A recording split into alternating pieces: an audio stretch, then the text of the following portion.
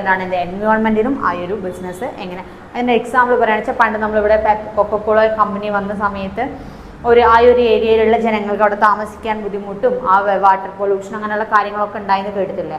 അപ്പോൾ അതെന്താ എൻവയോൺമെൻറ്റിന് ഹാംഫുൾ ആയിട്ടുള്ള അങ്ങനെയുള്ള ഒരു ബിസിനസ്സിനെ നമ്മൾ പ്രൊമോട്ട് ചെയ്യാൻ പറ്റുമോ? ഒരിക്കലും ഇല്ല. അപ്പം നമ്മൾ എൻവയോൺമെൻറ്റിൻ്റെയും കൂടി എന്താ നമ്മൾ കൺസിഡർ ചെയ്യാൻ ഒരു ബിസിനസ് തുടങ്ങുക. അപ്പം എൻവയോൺമെൻറ്റ് പൊല്യൂഷൻ്റെ റോൾ അതിൽ എന്തൊക്കെയാണ് ബിസിനസ്സിൻ്റെ റോൾ എന്നുള്ളതാണ് നമ്മൾ നെക്സ്റ്റ് നോക്കുന്നത്.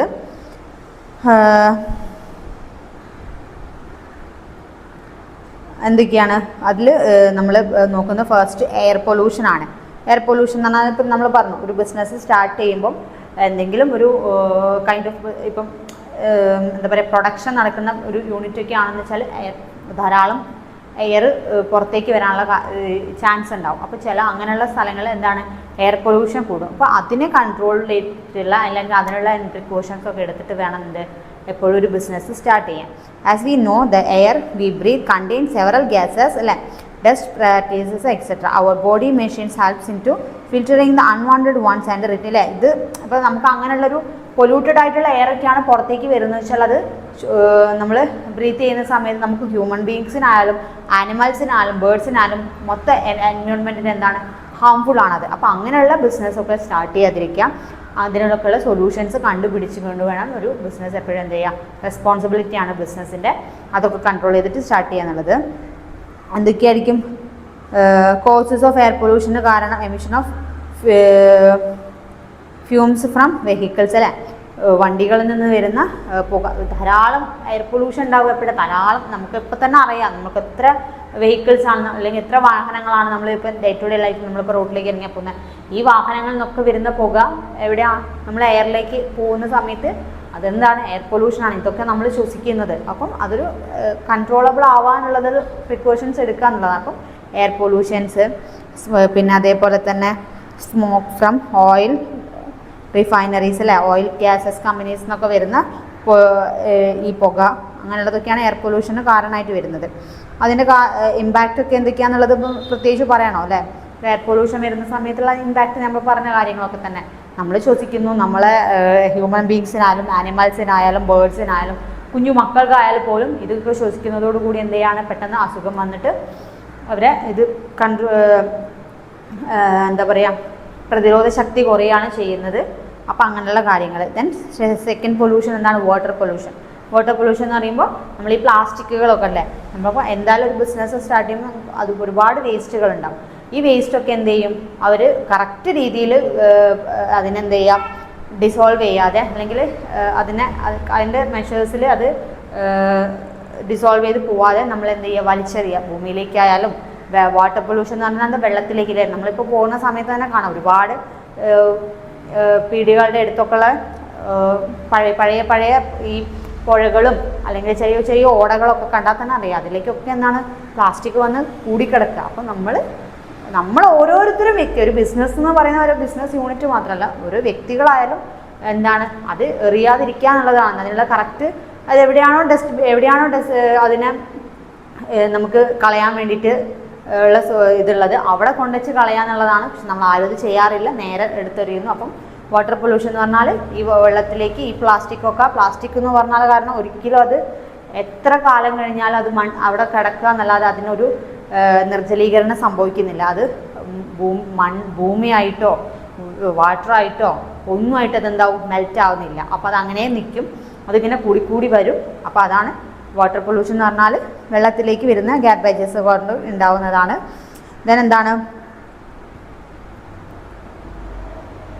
Land pollution. ലാൻഡ് പൊല്യൂഷൻ എന്ന് പറഞ്ഞാൽ നമ്മളിപ്പോൾ പറഞ്ഞ മണ്ണിലേക്ക് നമ്മൾ എറിയുന്നത് ഇപ്പം പ്ലാസ്റ്റിക് ആയാലും എന്ത് കാര്യങ്ങളും മണ്ണിലേക്ക് അത് മെൽറ്റ് ആവാതെ പണ്ടത്തെ വേസ്റ്റുകളൊക്കെ എന്താണ് മണ്ണിൽ മെൽറ്റായിട്ട് അതൊരു നല്ലൊരു ഫെർട്ടിലൈസർ അല്ലെങ്കിൽ വളമായിട്ട് നമുക്ക് റീയൂസ് ചെയ്യാൻ പറ്റുന്നുണ്ടായിരുന്നു. ഇന്നത്തെ കാലത്ത് അത് പറ്റുന്നുണ്ടോ? നമ്മൾ എന്തെറിയണോ അത്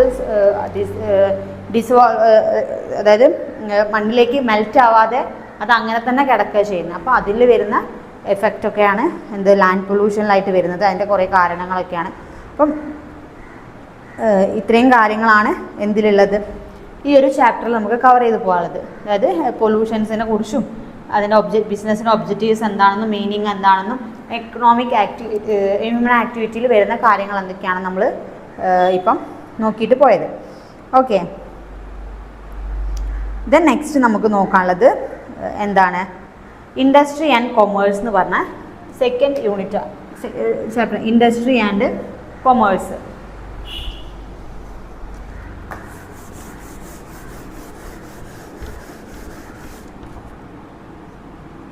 ഇൻഡസ്ട്രി ആൻഡ് കൊമേഴ്സ് എന്ന് പറഞ്ഞ നെക്സ്റ്റ് ഒരു യൂണിറ്റിലേക്ക് നമ്മൾ പോവാണ്. അപ്പോൾ ഇൻഡസ്ട്രി ആൻഡ് കൊമേഴ്സ് എന്ന് പറഞ്ഞാൽ ഇപ്പോൾ കുറച്ച് നമ്മൾ ബിസിനസ് എന്താണെന്ന് നോക്കി അല്ലേ.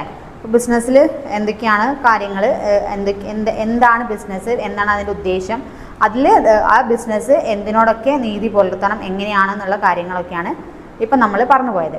നെക്സ്റ്റ് നോക്കുന്നത് ഇൻഡസ്ട്രി ആൻഡ് കൊമേഴ്സ് എന്ന് പറഞ്ഞാൽ അതിൽ ഇൻഡസ്ട്രി എന്താണ് അല്ലേ. അതായത് നമ്മൾ പറഞ്ഞു ബിസിനസ് ആക്ടിവിറ്റീസ് തന്നെ വരുന്നതാണ്, ബിസിനസ്സാണ് ഇൻഡസ്ട്രി. ബിസിനസ്, കൊമേഴ്സ് എന്ന് പറഞ്ഞാൽ വേറെ കൈൻഡ് ഓഫ് ബിസിനസ്സാണ്. അപ്പോൾ ബിസിനസ്സിൽ വരുന്ന അതിൻ്റെ കുറച്ച് കാര്യങ്ങളാണ് ഫസ്റ്റ് ഇൻഡസ്ട്രി എന്ന് പറഞ്ഞാൽ. ഇൻഡസ്ട്രി എന്ന് പറഞ്ഞാൽ എന്താണ്, the production side of business activity is referred as industry അല്ലേ. അതായത് നമ്മളൊരു ബിസിനസ്, നേരത്തെ പറഞ്ഞു ബിസിനസ് തുടങ്ങി എന്നുള്ളത്. അപ്പോൾ ബിസിനസ് തുടങ്ങി ഞാൻ പറഞ്ഞു, അതിനിപ്പം നമ്മളിപ്പോൾ ഇവിടെ ഒരു ബിസിനസ് കാണുകയാണെന്ന് വെച്ചാൽ അതിൻ്റെ പ്രൊഡക്ഷൻ നടക്കുന്നത് എന്തായിരിക്കും, വേറൊരു സ്ഥലത്തായിരിക്കും അല്ലേ. അപ്പോൾ പ്രൊഡക്ഷൻ നടക്കുന്ന യൂണിറ്റിനാണ് നമ്മൾ എന്ത് പറയുന്നത്, ഇൻഡസ്ട്രി എന്ന് പറയുന്നത്. അതായത് ഇപ്പോൾ നമുക്കിപ്പം നിങ്ങളിപ്പോൾ എന്താ എടുക്കുക, റൈസ് ഫ്ലോർസ് ഒക്കെ എടുക്കുക. അതായത് റൈസ് ഫ്ലോർ, വീറ്റ് ഫ്ലോർ, അതായത് ഗോതമ്പ് പൊടി, പത്തിരിപ്പൊടി, അങ്ങനെയുള്ള കാര്യങ്ങൾ. അപ്പോൾ നമ്മളത് എന്താ ചെയ്യുന്നത്, ഷോപ്പിൽ നിന്ന് പർച്ചേസ് ചെയ്യുന്നത്. ആക്ച്വലി ഇത് അവിടെയാണോ പ്രൊഡ്യൂസ് ചെയ്യുന്നത് അല്ല. അപ്പോൾ അതിൻ്റെ പ്രൊഡക്ഷൻ നടക്കുന്ന ഒരു സ്ഥലം ഉണ്ടാകും അല്ലേ. അപ്പോൾ അങ്ങനെയുള്ള അതിനെയാണ് നമ്മൾ ഇൻഡസ്ട്രി എന്ന് പറയുക. ഒരു വലിയ ഇൻഡസ്ട്രി ആയിരിക്കും, അവിടെ ആയിരിക്കും അതിൻ്റെ പ്രൊഡക്ഷൻ, അതിൻ്റെ പാക്കിങ്, അതിൻ്റെ പാക്കിങ്ങിൻ്റെ, അതിൻ്റെ പാക്കിൽ വരുന്ന അതിൻ്റെ എംബ്ലംസ്, അതിൻ്റെ കവറിങ്, കോട്ടിങ്, അങ്ങനെ ഒരു ഇപ്പം എല്ലാവർക്കും അറിയുന്നതായിരിക്കും, നമുക്ക് ടി വിയിലും ഒക്കെ തന്നെ നമ്മൾ കാണുന്നുണ്ട് ചില ഐറ്റംസിൻ്റെയൊക്കെ പാക്കിങ്. അപ്പം അങ്ങനെ വരുന്നൊരു യൂണിറ്റാണ് എന്ത് പറയുന്നത്, ഇൻഡസ്ട്രി എന്ന് പറയുന്നത്. അതിൻ്റെ പ്രൊഡക്ഷൻ എവിടെയാണോ നടക്കുന്നത് ആ കമ്പനീനെയാണ് നമ്മൾ എന്ത് പറയുന്നത്, ഇൻഡസ്ട്രി എന്ന് പറയുന്നത്. It is a business activity which is related to the racing, producing, processing of manufacturing of products. The products are consumers goods as well as producers goods അല്ലേ. കൺസ്യൂമേഴ്സ് ഗുഡ്സും പ്രൊഡ്യൂസേഴ്സ് ഗുഡ്സും ഒക്കെയാണ് അവിടെ എന്ത് ചെയ്യുക, ഇൻഡസ്ട്രിയിൽ പ്രൊഡ്യൂസ് ചെയ്തെടുക്കുന്നത്.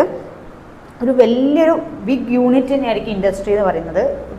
ധാരാളം എംപ്ലോയീസ് അവിടെ എന്തായിരിക്കും, വർക്ക് ചെയ്യുന്നുണ്ടായിരിക്കും. എക്സാമ്പിളാണ് നമുക്ക് പറഞ്ഞ food grains industries, textiles, cosmetic industries, അങ്ങനെയുള്ള കാര്യങ്ങൾ. Then classification types of industry. അപ്പോൾ ഇൻഡസ്ട്രി എന്ന് പറഞ്ഞാൽ നമ്മളിപ്പോൾ പറഞ്ഞു ഒരു പ്രൊഡക്ഷൻ നടക്കുന്ന യൂണിറ്റാണ്. അതിൻ്റെ കുറച്ച് ടൈപ്സ് അല്ലെങ്കിൽ ക്ലാസിഫിക്കേഷനാണ് എന്ത്. First one primary industry. Primary industry എന്ന് പറഞ്ഞാൽ എന്തായിരിക്കും, മെയിനായിട്ട് വരുന്നതാണ് നമ്മളെ അഗ്രികൾച്ചറൽ ഫാംസ്